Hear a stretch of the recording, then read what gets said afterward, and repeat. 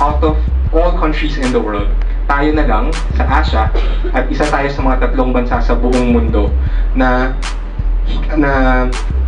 hindi 12 taon at least ang pre-university program.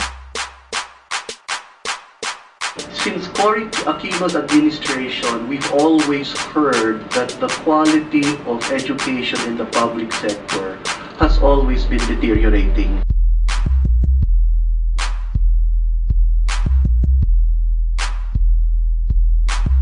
So out of 8 countries, second to the last tayo in terms of overall competitiveness. 75th out of about 180 countries that were part of World Economic Forum survey. Parang, do you think that it's essential na magsimula tayo ngayon na hindi pa handa yung mga necessary equipments para magsimula na tayo ng K-12?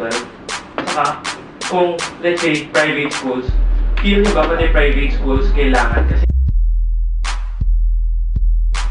is it inclusive in the entire K-12 proposal, the sources of funds?